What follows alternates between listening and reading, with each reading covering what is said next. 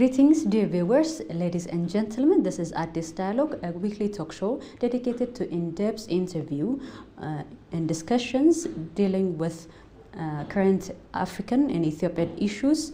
Do stay with us. I'm staying with Yalemsew Genetu, a researcher at Ethiopian Institute of Foreign Affairs. Do stay with us. In your opinion, how does African Continental Free Trade Area, AfCFTA, could be accelerated in terms of implementation and realization of a single African market, do you think? Yeah, CFTA, as you know, it was introduced in 2012, just as the ordinary session by head of states and governments, basically aimed at just creating a single market in the entire African continent. Basically, creating a single market which is liberalized for enhancing intra-trade relations between African states. As you know, basically, these African countries, their trade is basically made with the rest of the world rather than between themselves. So this FTA is basically aimed at boosting intra-trade, trades between African countries. Therefore, there are a lot of challenges as well as advantages in realizing the CFTA. Of course, in the advantages, it can boost, as I said before, in intra-trade relation between African countries. It will also enhance economic growth and also just in establishing a better infrastructural development in the Horn of Africa. It is very just huge project. But there are challenges that may affect positively or negatively for accelerated or successful implementation of the CFTA. The first one is, for example, infrastructure problem. As you know, Africa is known by poor infrastructure between African countries between themselves. So when you say infrastructure, there is hard infrastructure, there is also soft infrastructure. There is no sufficient enough railway networks, there is no quality roads between states. There is also soft infrastructure problem that may facilitate, for example, efficiency of custom offices in the cross-border infrastructure. So all those are very important. So infrastructure development is one of the issues that African Union and member states should focus. The other one is just the policy problem. As you know, there is divergent policies, macroeconomic policy as well as trade policy between African nations. Therefore, unless these divergent macroeconomic and trade policies are harmonized, it is difficult to realize the CFTA. So, political commitment by itself, still, the CFTA, it is made up of 6 protocols. There are 6 protocols. So still there are countries that didn't sign these protocols fully or partially. Therefore, this indicates that there is a lack of commitment on the behalf of African governments to be part of this CFTA as a result of these divergent economic policies. The other one, financial problem, is also the other very critical issue. You know, Africa didn't depend on heavy industry. Rather, it depends on small and medium scale enterprises. Therefore, these small and medium enterprises, they didn't want as such very huge capital. Therefore, the provision of sufficient enough financial provision for small and medium enterprises will facilitate for the realization of the CFTA. Therefore, these are some of the factors that may contribute for the realization as well as for the successful implementation of the CFTA. What's expected of African governments, general public, or civil society in bringing lasting peace in the Horn region or in the entire African continent, do you think? Yeah, peace and security is one of the critical issues in the whole African continent. As you know, there is the prevalence of terrorism. Recently, particularly starting from 2023, there is also the emergence of coup d'etat, particularly in the Sahel region, in the Western African states. There is also intrastate conflicts, that is civil war, in various parts of the continent. There is also interstate conflicts between nations. This indicates that there is a large problem. There is a large just peace and security problem in the continent. So unless we solve the peace and security problem, just the Africa grows. The Agenda 2063 that we aim to achieve may not be successful. Let alone foreign direct investment attraction. Even African investors by themselves may refrain themselves from just investing the capital they have as a result of the political and insecurity uncertainties, as you know. Therefore, on the behalf of the government, on the behalf of civil society, as well as individuals, each just stakeholder should just play their own roles in bringing just regional as well as what you call continental peace and security. For example, on the behalf of the government, just practicing democracy, for example, smooth transition, political transition. You know, most of the time these peace and security problems are raised as a result of political transition during elections, etc. Civil society, as you know, they have a very pivotal role in bringing, as you know, peace and security as well. Individuals even, they do have also their own roles. Therefore, collectively, these all stakeholders should play a very important role in bringing regional and continental peace and security. Otherwise, it is difficult to bring the Africa that we aim, the prosperous Africa, the long-term development that we are interested to achieve. Therefore, peace and security is the first prerequisite for bringing development, and all stakeholders should play their own role. Climate change crisis is another threat for the entire world and also the African continent. In order to build resilience and create a climate change adaptability, what needs to be done from government, head of states, and civil society and the general public as well? Yeah, climate change is one of also very important issue for Africa, particularly for a continent that bases its livelihood in agriculture. Climate change may have a huge impact. This is not just the point of discussion. Rather, how much is the contribution of Africa for global emission? So Africa is the least contributor for global emission. But the highest climate change impact is on African continent. Therefore, there are a lot of measures that should be taken just from various stakeholders in order to alleviate this climate change problem. As we have seen, there is frequent occurrence of droughts, there is flood, there is famine, as you know. So all those are just impactors. So in order to alleviate such kinds of problems, there should be just a lot of measures. For example, we need to adapt or practice climate change resilient agriculture, for example.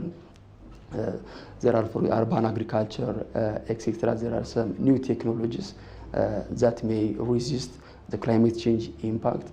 We need to also promote what you call renewable energy. As you know, Africa do have very huge potential in renewable energy, wind energy, solar energy, etc. So promoting and financing just such kinds of renewable energy will be also one of the measures that we have to take. The other one is we need to prepare ourselves for the future disaster what's coming, for example. What is the preparedness of Africa for natural as well as human-made disasters? So we need to, for example, enhance our food storage, in which food storage is, as you know, when there are emergencies, most of the time we expect from other countries to contribute for us, but just enhancing the food storage, the capabilities that we have is very important.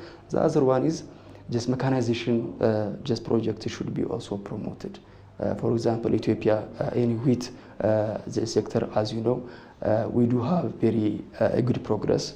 So other African countries should also try to adapt such kinds of experiences, because, as you know, African countries, we depend on subsistence kind of farming.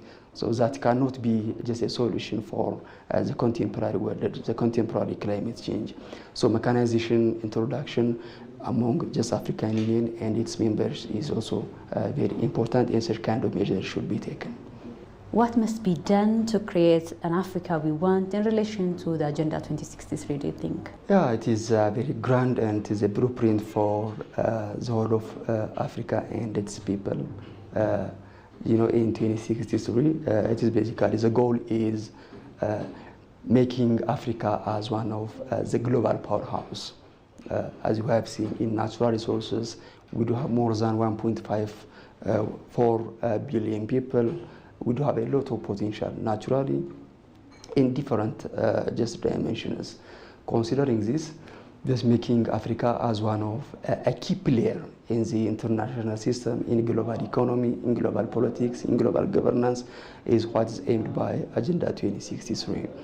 So it is a comprehensive plan just that's aimed at achieving, just for example, industrialization.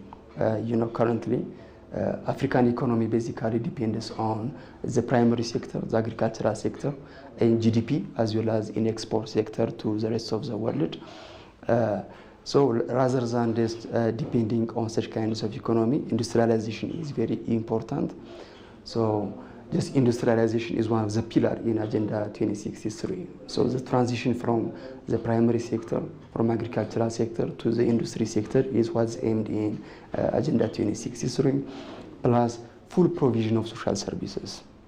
The literacy level in Africa is still very low. So in education sector, in health sector, in various sectors. So enhancing such kind of social provision is the foundation for producing a productive just human resources and productive employees. Therefore, just securing the social services is also very important. Generally, governance, for example, one of the problems in Africa is governance, democracy. Of course, there are some efforts, democratic efforts, than 3 decades ago. So just strengthening those democratic and governance also is very important as a parameter for achieving Agenda 2063 and just the Africans that we want. Youth participation in political leadership in the entire Africa, since African demography, 60% of African demography lies on the youth. So what do you think needs to be done to utilize this immense potential across the continent from stakeholders? Yeah, Africa, as you know, it's known as the youngest just continent because it consists of 60% of its population is below 25 years age. So this could be just an advantage, it also at the same time could be a danger.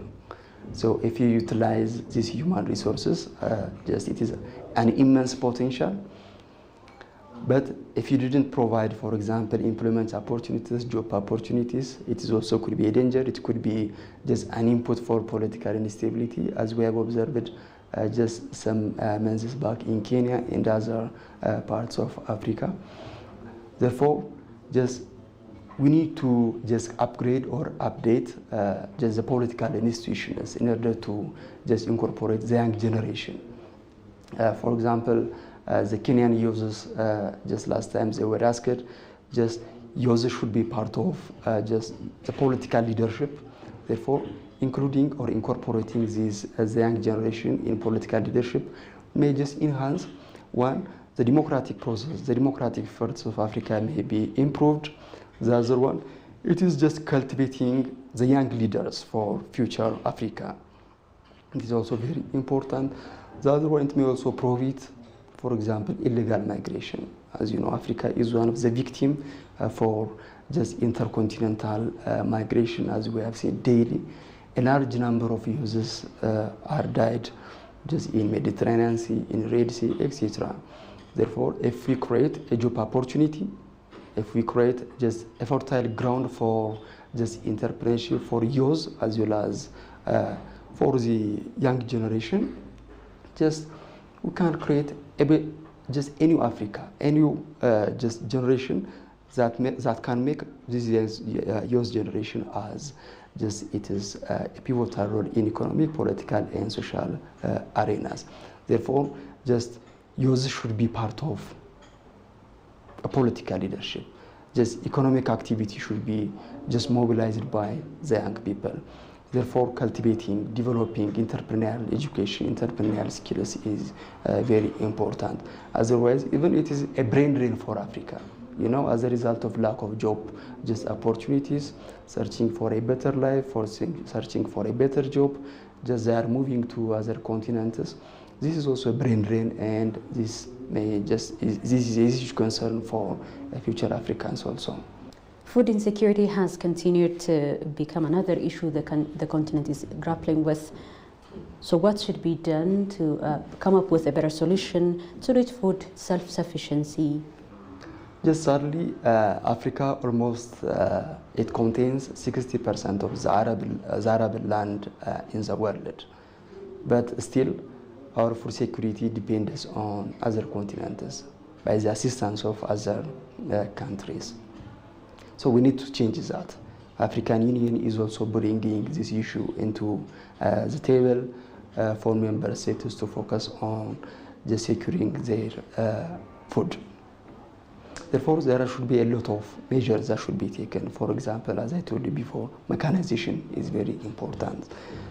We have to transit ourselves from subsistence kind of farming to more just technology-based, modern kind of mechanization is very important. As you know, African population is growing very rapidly.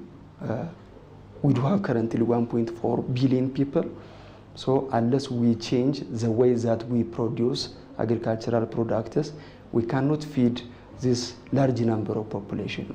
Therefore, we need to use modern technologies. We need to encourage investors to engage in agricultural sectors.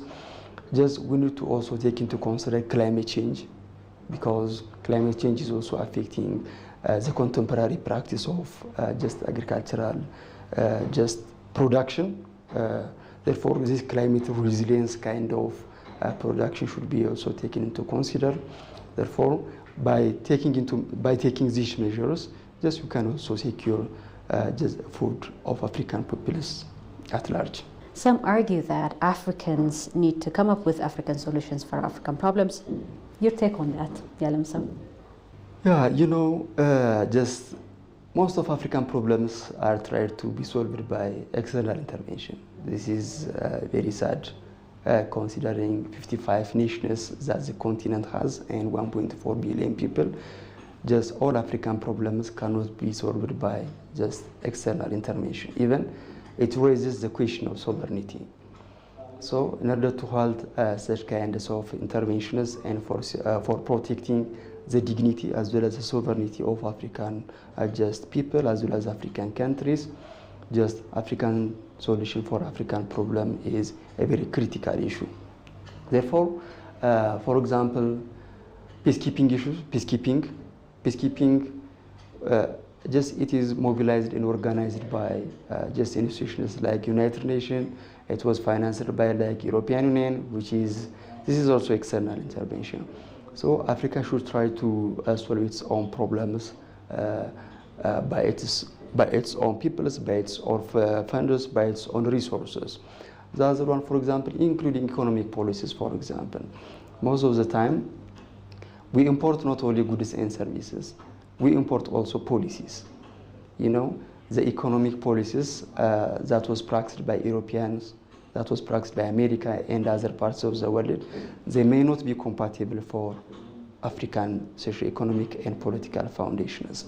Therefore, we need to adapt homegrown economies. For example, Ethiopia has started homegrown economic reform, as you know, in different phases. So other African countries should also try to adopt these homegrown or indigenous kind of economies. Therefore, we need to invest what you have for solving African problems, for utilizing African solutions. Permanent representation of Africa in G20 or UN Security Council is not something the continent enjoys for quite so long time. So what do you think needs to be done to tackle challenges of such? Yeah, you know, this question is not only raised by Africans, you know, global governance. There are different parts of the world that raise global governance should be reformed, etc. what's going on in United Nations Security Council, and G20, etc. Just global governance reform is mandatory. Africa, which contains 1.4 billion people, 55 nations, with a huge potential of economy, just its representation as a global governance is very weak. Therefore, most of the issues that are raised in Security Council, for example, they are African issues. So without incorporating this Africa, how can you solve African problem without including just Africa? So different stakeholders are advocating for global governance. African Union, for example, is trying to advocate to be part of this United Security Council, and G20 also for securing just the global economic decision making. So as far as possible, African Union is taking seriously this issue, just in order to be part of the international decision making bodies. Just we need to advocate and we need to push, just not only just the organizations, even leaders of, for example, they claim themselves as leaders in international system like Europe and as well as America. So we need to push them to incorporate us just in various international decision-making bodies, and global economic, just global governance reform is very important for Africa to represent itself, to voice itself, to represent its interests, and to reflect just its economic as well as political agendas. Just this kind of reform is very important. The 38th African Heads of State Annual General Assemblies is about to take in a couple of weeks, or probably in a week, themed as Justice for Africans and the people of African descent through reparation. Your reflection on that? Yeah, currently or within a few days, African Union General Assembly will kick off with the theme of Justice for Africa and the peoples of African descent through reparation. Actually, this theme was just introduced in 2023, 2 years back, to make 2025 General Assembly agenda as a huge agenda. It aims it's all about requesting justice for what has happened on Africa historically as well as in the present day. Therefore, for historical as well as the present injustices, just we need to request just reparations or compensations. So everyone that has developed at the expense of African exploitation, any nation or institution that has grown at the expense of African resources, just they have to compensate African people as well as African continents. In addition to that, still there is also systematic injustice. As you know, in different parts of the world, we have seen daily in news that just there is systematic race, just discrimination on the African descendants. Therefore, generally, there are historical events. For example, you can take transatlantic slave trade, that is just a historical injustice. Colonialism, as you know, a large amount of resources was taken just from Africa, and those countries has ensured their development at the expense of African resources. So anyone that affects Africa historically as well as in the present day, they should compensate or they should pay reparation for African continents. Therefore, it's all about securing just the psychological, the social, and also the economical damages that has occurred on the African people as well as the African continent should be compensated. So this African Union currently, as with its own members, just they are advocating. There is a movement for compensation.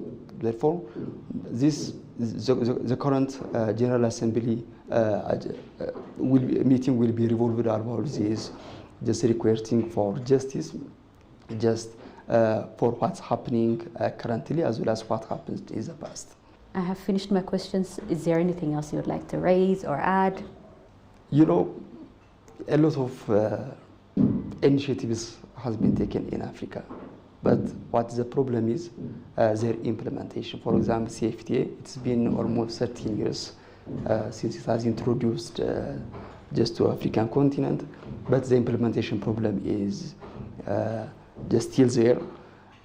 Even the contemporary theme, Justice for Africa and the people of African descent, it is very interesting issue that should be mobilized, that should be advocated by African continent as well as just anyone who is a fan of Africa, sympathizer of Africa.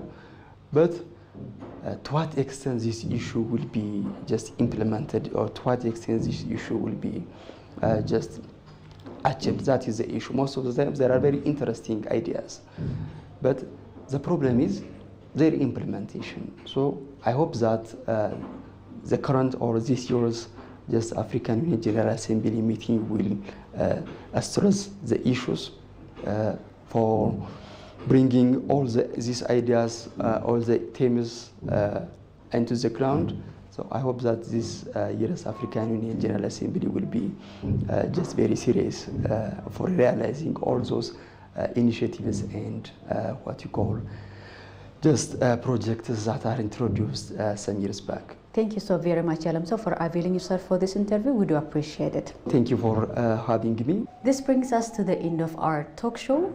We hope you enjoyed your stay with us. Thank you so very much. I'm Tigist Sarnesa, your host with the whole technical crew. Bye-bye.